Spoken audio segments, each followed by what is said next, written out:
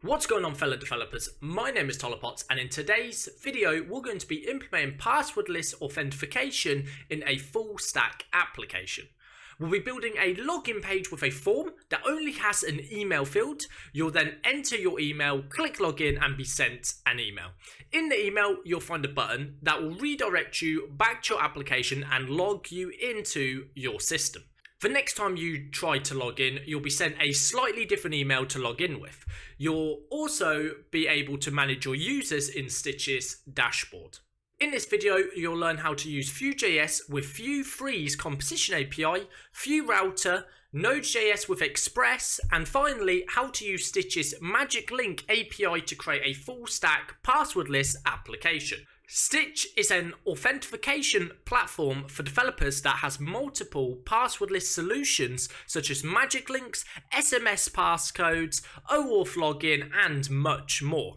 I've spoke with the team over at Stytch and they're all about improving the passwordless ecosystem with top-notch solutions. You can find out more about Stytch via the links in the description of this video. Now, without wasting any more time, let's build this application.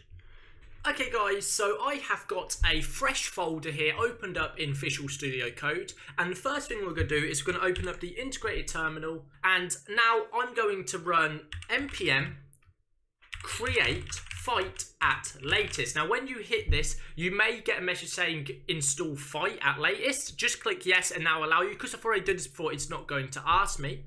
I'm then going to give this space and give this a name. So this is going to be the folder it installs in, and I'm going to call this client because we're going to have a front end and a back end to this. We're going to have the client and the server. So let's hit enter, and that's going to basically start scaffolding our application. It's going to ask us a couple of questions like what framework we want to use, and in this video we're going to be using Vue JS. So I'm going to hit Vue. It's going to ask us to select a variant. So you can either have TypeScript or vanilla JavaScript. We're going to use vanilla JavaScript for this tutorial. And then it's going to say we've got a cd into client, we've got to run npm install, and then once that's done, we can run npm dev to test this is all working. Okay guys, so now the dependencies have now installed. We can run npm run and dev to get started, just to test to see if this works. As you can see here, it's all set up here, so let's just click localhost, and here you go. As you can see here, we have the boilerplate or scaffold application right here all ready to go. Now, something I did mention in the beginner's video, we'll be using Tailwind CSS to actually style our application. And my bad for not mentioning this in the beginning, but I assume it's in the title. But here you can see this all working, so let's get Tailwind installed ready with this. So we can skip this first one because we've already created our project with feet. And I always call this fight, and I know it's feet, I just forget to say feet. But anyway, so here we're going to copy the two commands here by hitting this button here. This link will be in the description of the video if you're curious and want to go straight to it, or you could just copy the link out of here.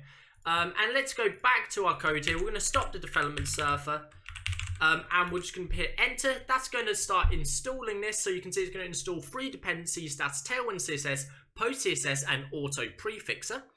And then once that has completed, it's going to ask us if we want to, well, we've got the second command here, which is npx tailwind css init -p. This just says create a tailwind CSS configuration file inside of our client, and also the -p will be for the post CSS file. So if we hit enter, this should now create both those files.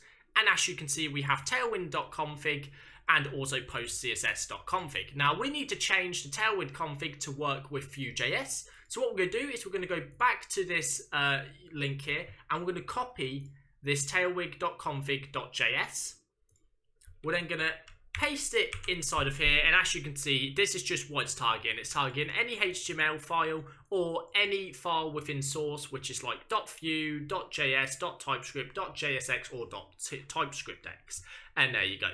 So we can now close Tailwind config, and basically we need to create a file within source. We'll create a new one. I'm going to call it main.css. You can name this whatever you want, whatever you come with, style.css, index.css. I prefer main.css. I'm going to hit enter here. And we've got to add a few things. So these 3 elements is some Tailwind boilerplate or Tailwind directives, as they're called. And we're going to have the base, components, and utilities. So if I copy that, come back in here, paste these in. That's all we need to do for this CSS file. We can close it and never open it again. So now we need to actually import that CSS. So inside of our main.js within the source folder, we're going to say import, and I'm just going to say main.css or /main.css because we're not looking for a dependency in node modules. And that way we can now just test this by going npm run def, and we should go back here, open this up, close that one there. And there you go. You can see it looks slightly different, not too much different. You can see this button no longer has styling and this has moved to the left. That's because we've removed all the default styling and we can change this up. Now, to make sure this is definitely working, let's go into our app.view, and where we've got app, let's just remove this and say body, and we can give this a @apply, and I want to apply the background slate, let's say 800, or sorry, let's say background grey 800. I prefer the greys. And also text white because everything needs to be white on our background. Let's then just swap back to here, and you can see that is definitely working. Everything is updated, and there we go. We now need to install one last thing here. So we're going to install some toast notification plugin for Vue JS. So I'm going to say npm I, and I'm going to type Vue -toast -notification, just like that. Hit enter, and that's going to install that dependency for us. Once that's installed, we're going to go into main.js and we're going to import it. So we want to import Vue toast from, and we're going to say Vue toast notification. We're then going to import the styling for this, which is at Vue toast notification /dist /theme-sugar.css. Now, that's going to import basically the styling and everything else we need for the toasts at the bottom. In the demo, you would have saw a little green or red element in the bottom right that said either an error or a success message. And that's basically what this does.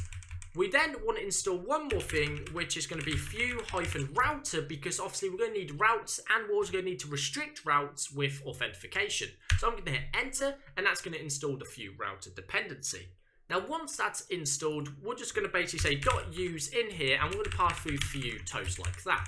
I'm also going to give this, I'm going to say const VEM is equal to create app, and down here I'm going to say export default VEM.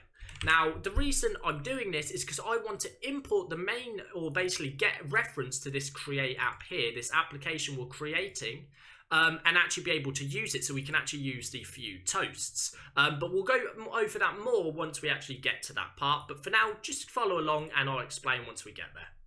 So we've set up all of this, and we can now go npm run def, and that should run our development server nicely.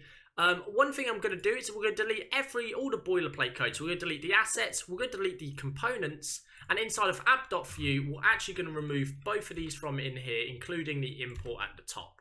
We can then just put, let's say, a div in here, which is called app. So we'll just say .app div, and then class of application there. Let's remove this sidebar. Close this. There's going to be an error because we're currently changing stuff and it's going to say this doesn't exist, so we'll need to restart our server. Let's just lower this down so we don't have to see it for a second, and then in here we're going to basically just say router-view, just like that, and that's going to be imported. We can also remove this script tag from the top, and this is essentially all we need in here. However, I'm going to give a link styling down here, so I'm just going to say @apply. Again, there's a Tailwind directive, this @apply, to use Tailwind classes within inside another class. And I'm going to say text emerald, and let's say 400. We're then going to say underline and also cursor of pointer, because we want all our links to obviously have a pointer so we know we can click it. And there you go. That's all. This is all the styling we need to do for this page. And in here, obviously, we have our router view here. What we then want to do is open up our sidebar. We can close this app.view. This is now completely finished with. And inside of source, we're going to create a new folder called router. Inside the router folder, we're going to create a new file called index.js. Now, this is where we're going to do all of our routes and our functionality when it comes to the authentication of our application. So we're going to want to import two dependencies from, or two modules from the Vue router. So we're going to say create router and also create web history from Vue router. We're then going to import our home page. We're going to say home from, and I'm just going to say /views/home.vue. Now we're going to have to create this in a moment, but we'll do that after. After we've done that, we're going to import VENM from, and I'm just going to say /main. So as I asked you before to export the default main Vue, the Vue instance here, we're doing that here. This way we can call the toast by going vm.$toast, and then we can say we want a success with a message in it, or whatever else. That's basically why we did the export there. We then want to get our routes defined. So we're going to say routes are equal to an empty array of objects. We're going to have a path. The first one is going to be the home page, so it's going to be just to the root. We're then going to say the name of it is home, and the component is home. We're then going to actually add something in called meta. And inside of our meta, we're going to have requires auth. And we're going to set that to true. So if we have any metadata which is requires auth and it's set to true, then we're going to authenticate this page. It means you cannot get to this page without being logged in. We're finally then just going to create our next path, which is going to be our login page. We're going to say /login, which will then have a name of login, and then we're going to lazy load or just lazy import our component here straight into our component. And that's going to be our login view. We're then going to create our router. So we're going to say const router, and we will set that equal to create router. We're going to pass through history, which will have create web history, and I'm just going to leave that as the default there. We're then also going to pass through our route and close off this create router method. Finally, we're just going to export default, and this is going to be our router here. So this is going to be our default router. We can now run npm run def, and this is going to throw probably another error because I've just remembered we need to create these two routes or these two components. So let's close this router and create a new folder inside source called views. In here, we're going to have home.vue, and we're also going to have login.vue there as well. Now in home, we can just say template, and we'll just say, for now, something simple as main.home. And within here, we'll create a section. We'll give it a container class. So we'll say container, mx auto, and padding 4. We'll do a h1 where we'll just say home for now. And we'll give this a bit of styling real quick. And we'll just say this is text for XL MB-8, and we'll have it as text center. If you're not familiar with using classes like this is all coming from Tailwind CSS. So let's go back here and have a look at our app, refresh, and for some reason it's not showing. And that is because inside of main.js we are not actually importing our router. So we need to say import router, and we can say from /router. We then need to tell our app to use the router. So just after create app, I'm going to say .use, and we're going to say the router. Now that should reload everything, and as you see, as we come back, we're now at home. And if we go to /login, we should just get a blank page because there's nothing on this page. There might even be an error in the console. There you go. Component is missing template or render function, which is fine. Let's remove this. Go back to our code. We can also close this Tailwind link there. Go back to our code. We can now close main.js. That's done with. And also we'll need to come back to this later on. But inside of our Vue login, we can actually copy this home, paste it in here, change this to say login. We're going to keep the same container elements there. And then what we're going to do is we're just going to say login, just so we can see the difference here. But we'll change this all up in a moment. So if we refresh, we're at home. If we go /login, you can see it now says the login page. And if we go back to home, there you go. But you can see currently we can go to the home page without having to currently log in, and we're going to fix that soon. I'm then going to close this bottom bar because we no longer need it, and we're going to basically scaffold out the application. So we're going to start off with the login page, And what we want to do is inside of our main here, we want to say here, min height screen. That's going to make it as big as our whole screen. We're then going to give it a background gradient, and that's going to say 2BR, or background gradient 2BR. That's correct. We're then going to say from, and we're going to give it the green 500 value. And then we're going to say to cyan, which is going to be the 400 value. We're then going to, in our container, make sure we have this. We're also going to say px4 as well, to give it some spacing on the edges. And I think I want to say here pt16 to make it padding top 16, and this is going to say pb4 and px. So what they're saying is on the top we're going to have 16 pixels padding, on the bottom we're going to have 4, and on the sides we're also going to have 4. I'm then going to add into our title here, I'm going to say font black, because I want it to be a thick font, and we're also going to say uppercase because I'd like it there. We're also going to change the name of this. We're going to say password-list login, which is going to be the name of our application. It doesn't have much relevance, but it's a pretty cool name, password-list login. We're then going to have a form, and in our form we're not going to have an action. We are going to have a @submit value, so we're going to say @submit.prevent to stop it from actually doing anything, and then we'll just go past empty string for now. Let's break this down one, and then underneath this we're going to have a class. Now the background is going to be a grey of 700 with a max width of medium, which is 448 pixels at 28 rem. We'll then say mx auto, and finally we're going to have rounded and padding 4. Now inside of this form we're going to have a label, which is going to be a block level label with a margin bottom of 2. We do not need a for tag, and we do not need this first letter. That was an accident. And then inside of here we can just have a h2, or even, you know, just a span, which says block text grey 400.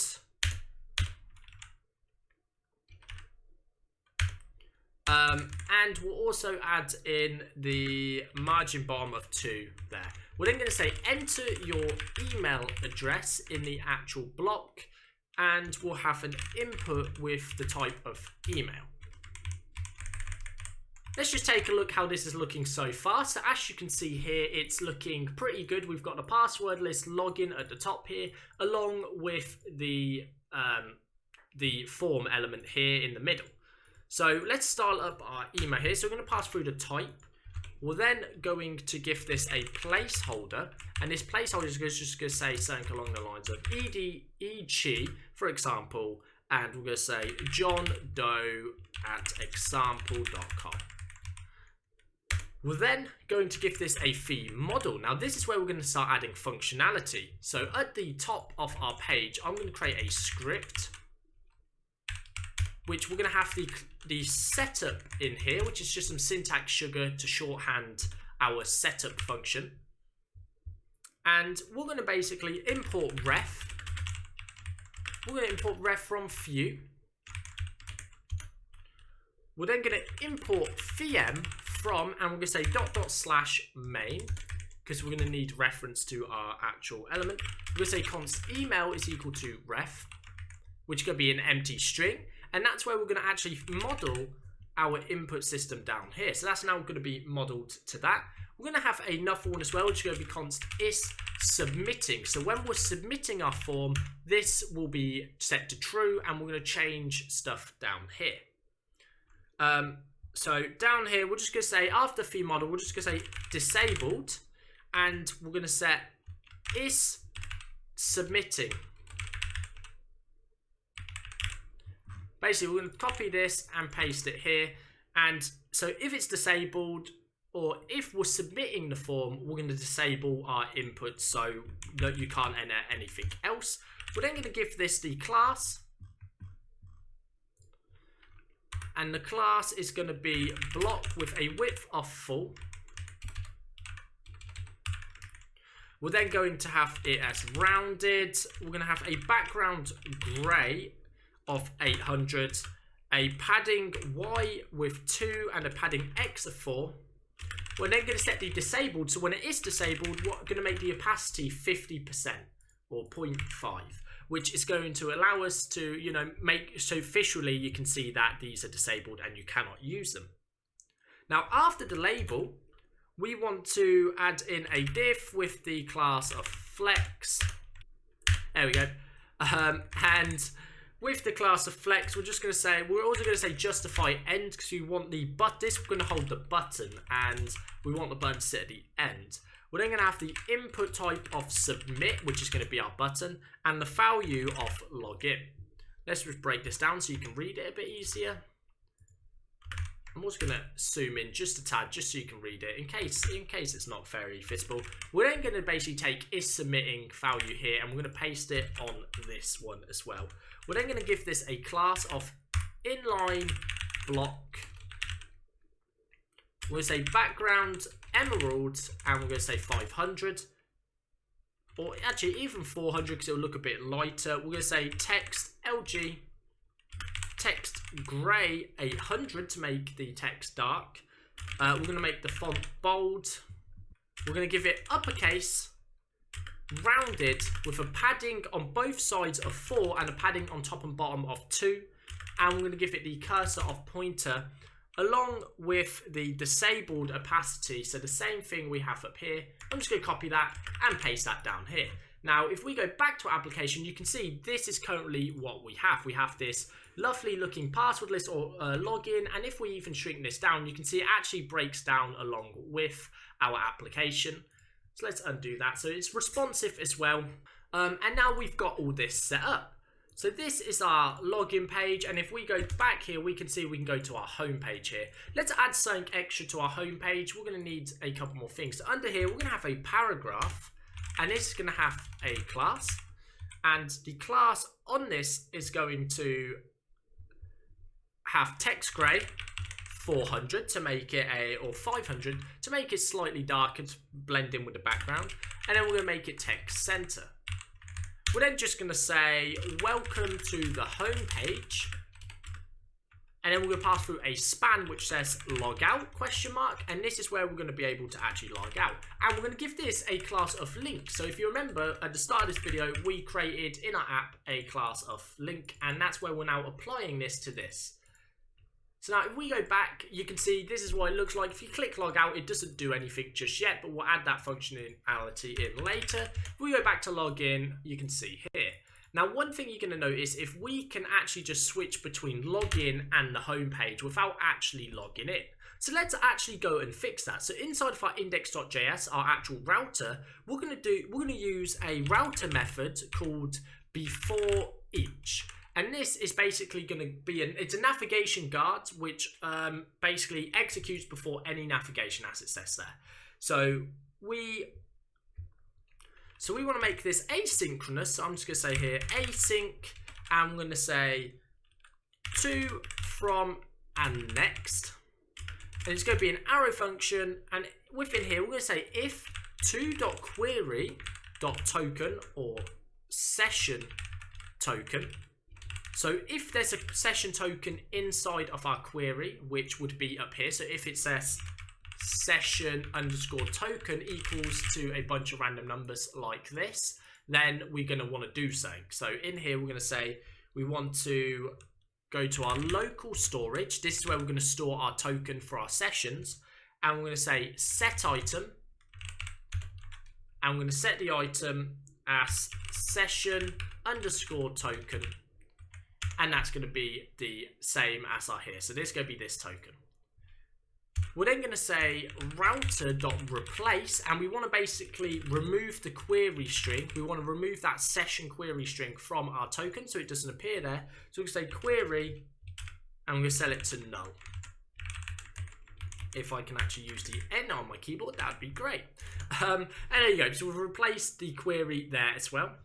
We're then going to say const token is going to be equal to local storage.get on token or null. So if we have this session token inside of our local storage, we're going to set the token, otherwise we're going to set it to none.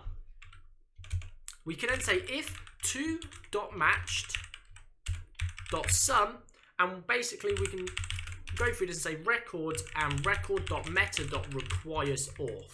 So if we have this meta here, which says requires auth, we're basically in here going to say if the URL we've gone to, the to link, matches the require auth record and it has to requires auth, then what we're going to do is we're going to check if we have a token. And if we have a token, we're going to basically go next. We're going to make a request to our API. So here we'll just say request to API to verify token, because we're going to need to verify the token every single time. And then we're going to say otherwise, if the token is valid, continue to the next route. Otherwise, so on here we're going to say else. So if we don't have a token, we're going to go next. And I'm just going to say /login. We don't even need the else. We could just break this down and return at the end of this. So we can say return, and this would be valid. However, we don't want to do it like that. We're just going to do it like this. We're going to say next, login, and then we'll return here. So because we don't have a token currently, that's going to do nothing. But here, if we do have a token, it's going to return login. If we don't have a token, it's going to return us to the login page, which should already be working. And then at the end of this, we're just going to say next. So if none of this matches, we're just going to go straight to the next page. Else we're going to get an error. So here you can see we can sound login, but if we go to the home page, you can see it redirects us instantly back to the login page here, which is great. That means our login is working. Now, if we have an element here, so if we go to the application tab and go to local storage, you can see we don't currently have a key in here. But when we do, that will allow us to basically, we can say session_token. And in the value, we can just add anything we like because it's not actually going to validate. And now if we go to login, you can see we now can go to login. However, that's why we need to make a request to verify our token, because else anybody can log in just by putting a random key in their local storage. So we're going to verify the token, and that way we'll know if the token is valid or if someone's just made a fake token. Once we have done that, we're going to say else if. So if the to.matched.sum, and we're going to pass the record through, and if the record.name is equal to login, we'll lowercase that. I feel like lowercasing the names makes more sense. You don't need to use these names visually to anyone. And there you go. So now if it's equal to login, so if we're on the login page, we'll basically check if we have a token. If we have a token, we're going to basically verify token on API. So we're going to verify the token, and then we're going to make a request. And then once we do that, if the token is successful, we're going to go to the next. Otherwise, we'll just end up going here. So we're going to check if we're on the login page. We're going to check for a token. If we have a token and it's verified, which we'll do soon, we'll then go to the home page. So now currently we have a token which isn't valid, but that's fine. We'll sort that soon. And if we try to go to the login page, you'll see it redirects us to the home page. Now, if we delete this token over here by hitting delete on the keyboard and I refresh, you can see it's going to take us to the login page, and now we can't get back to the home page. So you can see our authentication is already working. The only thing we're missing is the API, which we're going to build soon in Node.js. So now back on the home view, we can actually set the functionality for our logout before anything else. So in here, we don't need an API to log out because all we're going to be doing is removing the session token from our local storage. So we're going to set the setup here, and inside of the script, we're going to import use router, and we're going to say from Vue router. We're then going to get the router, so we're going to say const router is equal to use router. We'll then create a new function called logout, and in logout, this is going to be an arrow function that says local storage dot remove item, and it's going to say session underscore token. So we'll remove our session token, and then we're going to push ourselves back to, well, to the login page, not the home page, and that will now keep us there. We can take this function and actually apply it to our link here. So we can say @click, which allows us to make a click method and pass through that function, which is log out. So now if we go back here and we actually add a new session token in, so session underscore token, and set that equal to anything, we could just refresh this page and you'll see it redirects us to home. And now we should be able to hit log out, and you can see our key has been removed. So our log out functionality is already there. However, we can't continue on with the Vue app until we have an API. So the next step is to actually start building out our API. So to do that, we're just going to close these for now. We're going to open up our sidebar, and I'm going to create a new folder called Surfer. Inside the Surfer, I'm going to create surfer.js, and we're going to open up our integrated terminal. Now I'm going to leave the Vue app running, but I'm going to click this plus button to create a new terminal window. Just going to clear in here, and also just remove that sidebar for the moment. We're then going to cd into our Surfer directory, and we're going to run npm init-y. Now that's just going to create us our package.json file, and that should load really quickly. And as you can see, this is the file it's created. It's inside of our Surfer here. And you can see it's got the start method.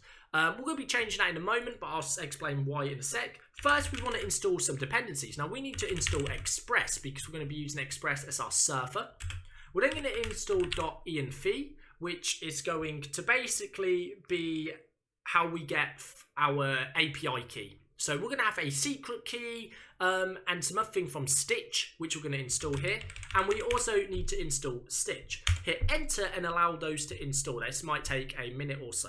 Although for me, it took 5 seconds, which is great.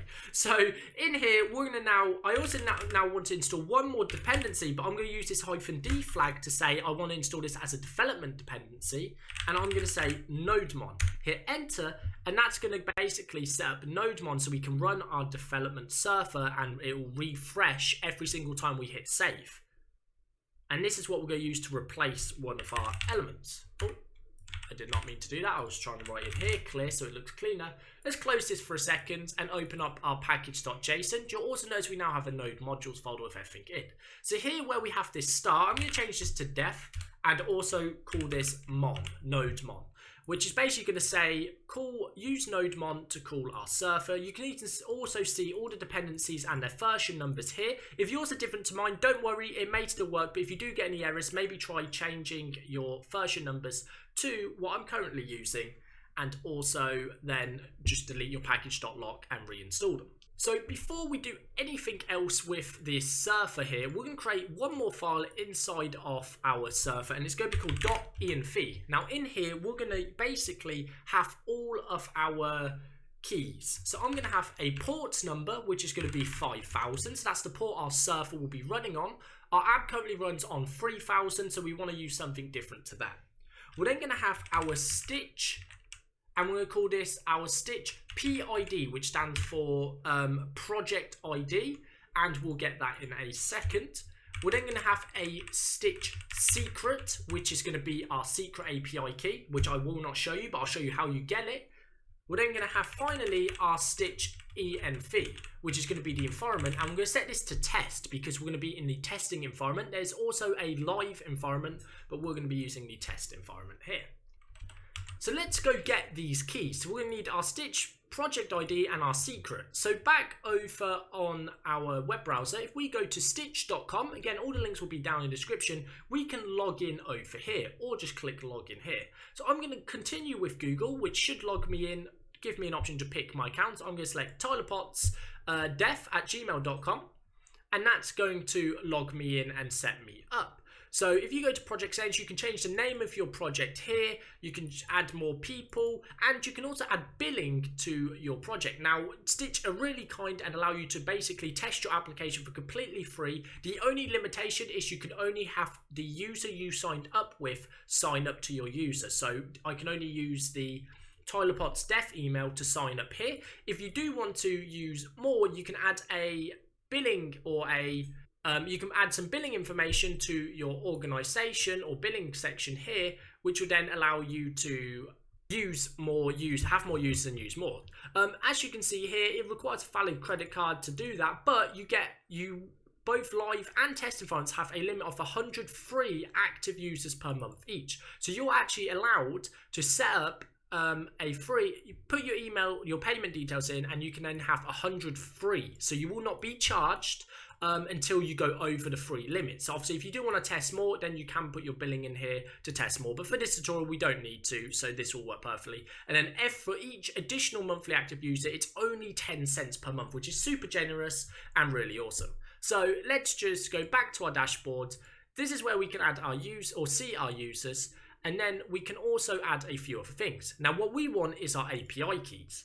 So in here you can see our project ID at the top here, so I'm going to click this to copy it, take it back to our .env file and paste that in.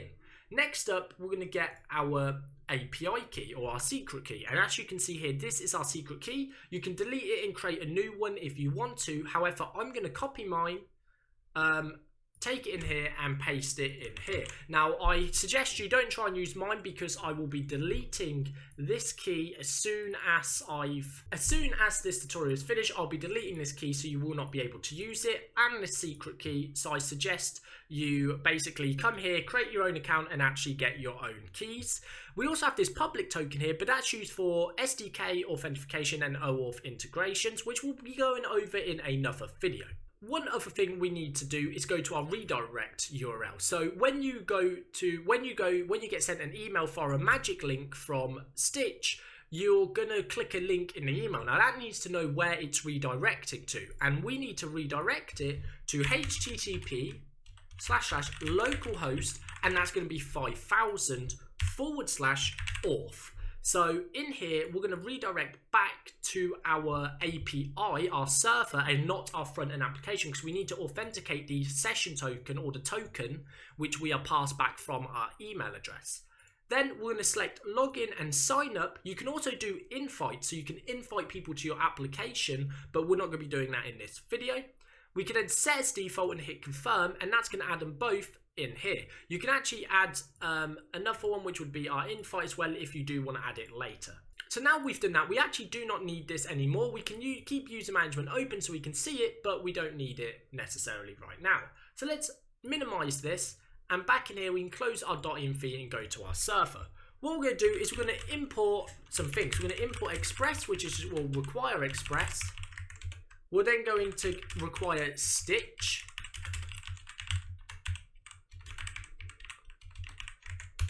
We will then set up our application with Express, const app is equal to, and I'm missing some elements there. And then we're going to say require.env.config. Now what this does is allows us to use our .env file within Node. This will get the reference to it and set it all up in our process.env files here. And then in here, we can actually get all of our elements here. So we then want to set up Stytch. I'm just going to say Stytch setup here. And under here, I'm going to say const client is equal to new Stytch.client, which we're going to pass through an object. Now this is going to have our project ID, which we're going to get from project process.env.stytch_PID. So that needs to this last bit needs to match what you put in here. We're then going to copy the secret, and we're going to say we need a secret, which is going to be our process.env.stytch secret. Finally, we're going to need our environment, and Stytch gives you two different types of environments. You get the development environment and the live environment, and I'm going to show you how you can use your .env file to tell you which environment you're on.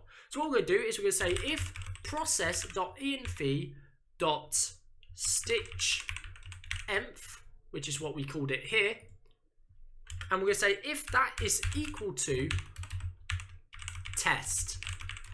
If it's equal to test, then we will say Stytch.envs, and then you can see there's two options here, live and test. We're going to be using test.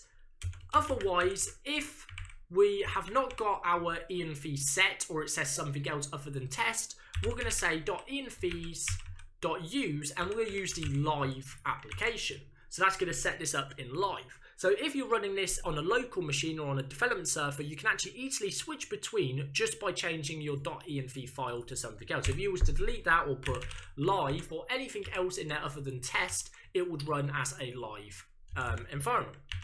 We're then going to set up our middleware, and middleware basically is just something that happens before any of your routes are accessed, and we're going to say app.use express.json. This is going to allow us to pass JSON requests from our application. We're then going to set up our cause, because we're going to get some cause issues or errors, and we're just going to basically pass through rec, res, and next. And for some reason there's an extra curly brace or bracket there. And we're going to say res.header, and we're going to set the access-control allow origin to anywhere. We're going to allow the API to be accessed from anywhere. However, if you do want to lock this down, you can pass through specific domains and locations as well if you want to. But for the demo of this video, we're going to be using this. We're then going to allow our control allow headers to be origin, x requested with, content type, and accept. So these are the headers we will accept from our application. We're then after this going to say next, and all next is going to do is say now move on to actually loading the URL or whatever we're going to use. So once we've done that, we can actually set up our routes and also initialize our app. So we're going to start off with initialize. We're going to say app.listen, and we're going to get our port. So what I'm going to do is say const port is equal to process.env.port 5000. So if we have a port in our env file, we're going to use that port. Otherwise, we're going to use default back to 5000.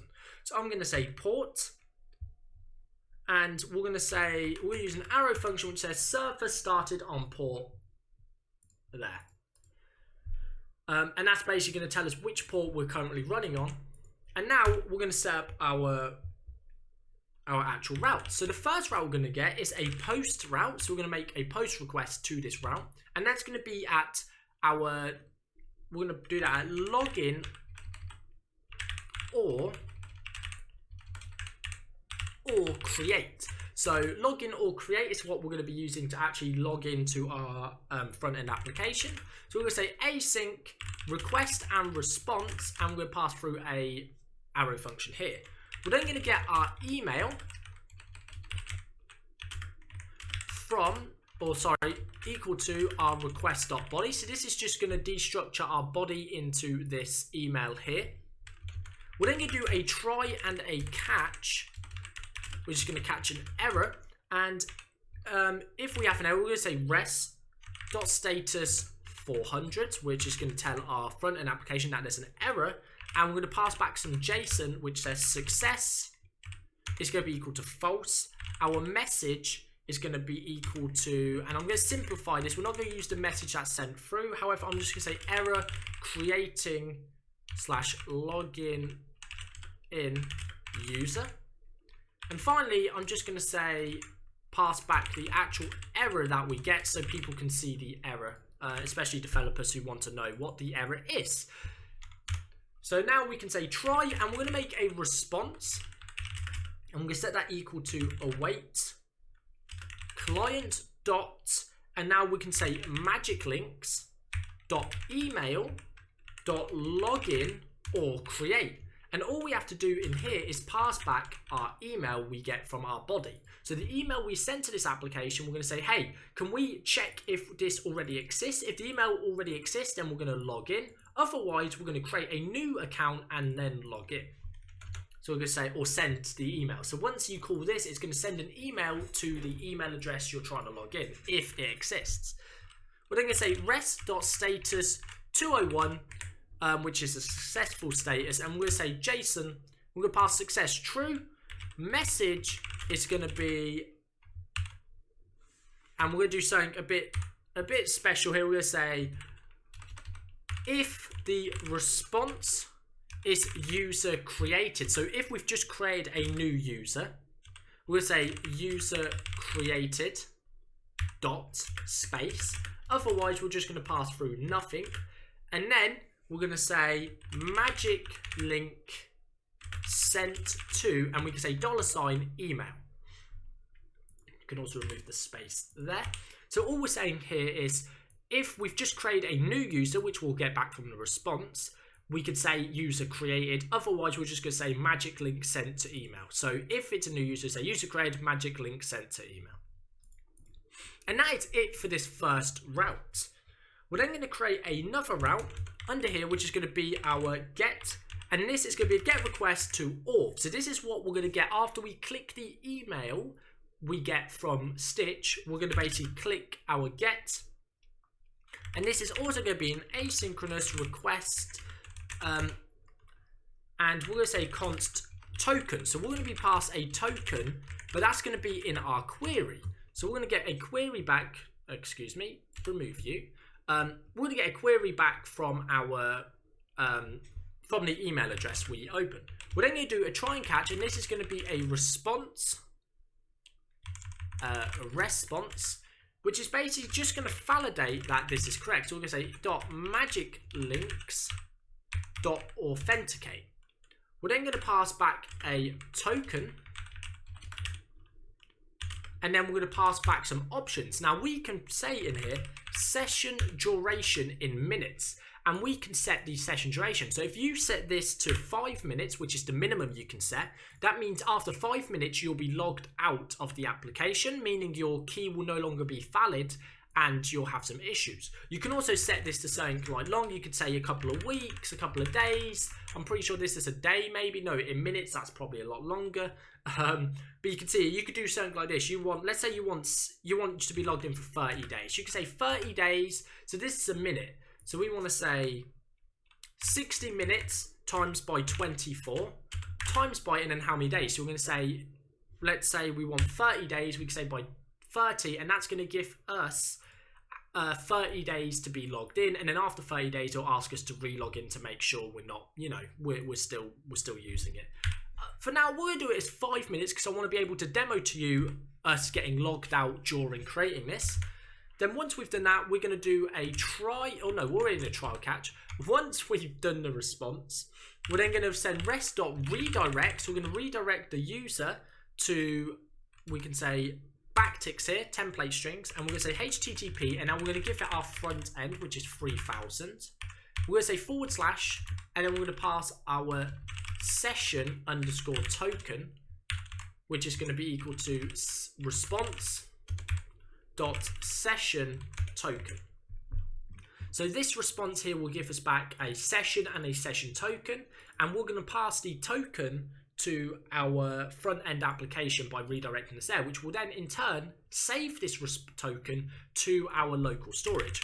We're then going to do a catch, and we're going to check for an error, and we're just going to say rest.status 400 error authenticating user, and we're going to pass back the error there. Now the last one we actually need is going to be .post, and we can pass through verify. Now this is basically going to verify a token. So this one's going to be, we're going to use this method for when we're logging in to a new session or a new user. This one will be then when we're on the app, every time we go to a new page or make a request, we want to verify that our token is actually safe and easy to use. So what we're going to do is we're going to say const token, oh this is, sorry, it's supposed to be an async reqres equal to that, equal to an arrow function, and we're going to say const token is what we're going to be sending back, and we're going to get that from our body we send in the post. We're going to then say try, and we're going to create a const response is equal to await client dot sessions dot authenticate. So we're going to authenticate the session, and we're going to pass through an object which has our session token and token there. We can actually name this the session token here and then delete this for shorthand. Now if there's no errors while doing that, we can say rest.status 201.json, and we can say success true, and our message will be user authenticated or use session verified. Let's say session verified. There you go. Then we're going to do our catch. We're going to get our error, and basically we're going to do the same error we normally do, which just sends it back and says there's been an error verifying your session. Here's the error, and it was a success of false. And that is all we need to do for our API to actually get it working. So let's see what happens now. Let's go back to our, well, for starters, let's try and run this. So we're going to say npm run def, and that's going to start running our development server. It should say server started on port 5000. Now, if we go to our env and we change this to, let's say, 5001 and stop this and restart it, you can see it says started on 5001.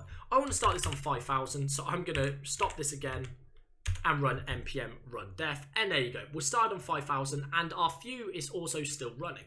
Perfect. So we can close the env file and our server.js file, and we can go into our client, go into our source, and what we're going to do is go into our login page. Now, inside of our login page, we're going to create a new function, which is we're going to submit when we submit the form. So let's close this sidebar, and underneath here, I'm going to say const login or create. We're going to say it's an asynchronous function because we're going to use a fetch method, and here you go. So now in here we're going to say is submitting.value is equal to true because we've just started submitting a new form. We're then going to copy this and paste it again and set this to false. So we want to basically, at the start of this method, we want to say, okay, it's submitting. Then at the end of this, we're going to say, okay, it's no longer submitting, it has submitted. We're then going to say const response is equal to await, and we're going to say fetch, and now we're going to pass through http /localhost 5000 /login or create. So this is the route we created in our API. So we're going to set that. We're then going to basically pass through our method of post. So we're going to be sending a post request. We're then going to have some headers of JSON because we're going to be using JSON to send through. And then we're going to stringify our email, which is what we need to send through. So we're going to get our reference to our email here and send that across. We're also going to say if email.value. So if not email.value, we're going to return. Oh, I'm opening up everything. We're just going to return and alert. Please enter an email address just so we can see that works. We're then going to say .then res, and we're going to basically say res.json to make sure we're getting the JSON response back from our API call. Sorry, that shouldn't be on body. That should be on this outer bracket here for our actual fetch request. Now, underneath here, we're just going to say if response.success.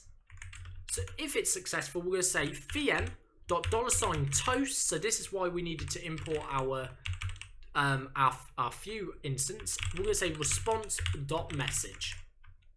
We're going to say else. If it's an error, we're going to say vm.toast error response.message as well. And that's all we need to do for our login create. We just need to copy this method and paste it inside of our submit event handler. Okay guys, so inside of our router file here, we're going to come down to our before each, and we're going to make a request to verify our token. What we're going to do is we're going to say const response is equal to, and we're going to say await fetch, and we're going to make a request to http /localhost 5000 /verify. So this is the URL endpoint we used earlier, and we're going to pass through a few things. We're going to pass through a method of post. We're going to pass headers of content type JSON, and also we're going to pass through a body of session token. Hopefully, if this works, there we go. We can then say .json or .then, and we want to convert our response to a JSON response. We're going to pass it through JSON here. We can then say if not response.success. So if the response was unsuccessful, we're going to say local storage .remove item session token. We're then going to say $toast because we're going to make we're going to say there's been an error. And we're going to say something went wrong. Please try again.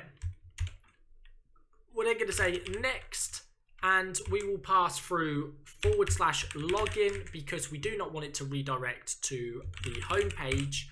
And there you go, we're going to return. So you can see here, once we click the link in our email, we're going to come to this page, a home page, and it's going to have a token which is going to be set inside of our local storage. We're then going to get that token and set it here, and then we're going to use that to make a request to our verify, which is going to take a session token, which is what we're going to get back from our token here.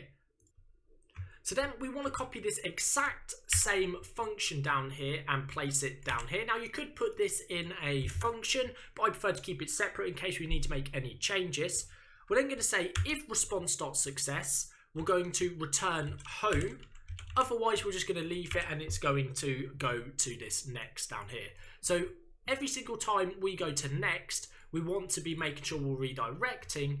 Otherwise, we're going to leave it to go to the next page, which is the page we're trying to request. So that should be working. So if we refresh and we clear the console there, you should see it's now working. Everything seems to be working. So let's make our first request. Let's say we want to log in as tylerpotts.dev@gmail.com. You can see there's no users in our environment yet. So if we hit login, it's doing this. And there you go. It says user created, magic link sent to tylerpottsdev@gmail. So here, if we refresh our user management, we should see a user in here. Perfect. But we're not currently, we need to basically go into our email address, and Uber Eats is here trying to give us some Frankie and Benny's. Let's just delete that. And here you go. You can see we get the login account here. Now we can actually drag this to our primary email address in Gmail, and that will allow all your emails to basically, it says, do this for future emails from login@test. I'm going to say yes, because every time we log in, we want to make sure we're getting this email notification. I'm then going to click on this, and you can see in here, welcome to my first project. Click the link below to finish creating your account. Your link expires in 7 days. You can actually edit these email templates within email templates here and make some changes here. You can see you can change the color, font, and if you want extra customization, you can actually contact Stytch to request that. So here we can click continue, and this is now going to take us back to our app, and as you can see, it had the token in the nav bar and quickly removed it, and we're now logged in. If we go to our application tab and go to localhost, you can see we've got a session token which is logged us in. Now if we try to go to /login, we're going to get redirected back to the home page. Now if we hit log out, you can see we've been logged out. So what happens if we try and log in again? So before it said created user, this time it does not. It just says magic link sent to tylerpotts@gmail.com.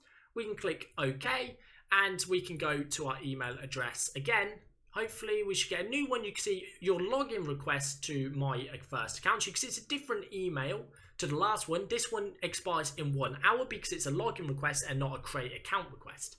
Now we can hit login, and as you can see, it's going to take us here, redirect, and we're logged in again, which is perfect. Now what happens if we don't have an email and we click login? You can see please enter an email address, and there you go. And we should get an error back from this if it does actually go through. No, so there you go. There's an error we need to fix. So if we go back to our login page, here we return. However, we want to actually put this in here,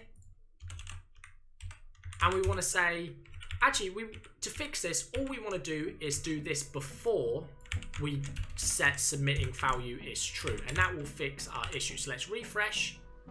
Oh, let's log out of our app and say tylerpottsdev@gmail.com. Actually, we're going to enter nothing. Hit login. Please enter an email address, and there you go. You can see it doesn't do anything else on the page. Okay guys, that does it for this video. If you want more information on Stytch, go check out the links in the description down below, and you can get more information on how you can get set up with Stytch. So guys, thank you for watching this video. I hope you've learned a lot in this tutorial. If you have, don't forget to leave a thumbs up. If you're new around here, do not forget to subscribe. If you have any questions or anything, drop them in the comment section below, or if you need any help, you can hop over to our Discord server. The link is in the description of this video, and ask for help there. So thank you all for watching this video, and I will see you in the next one. Peace out.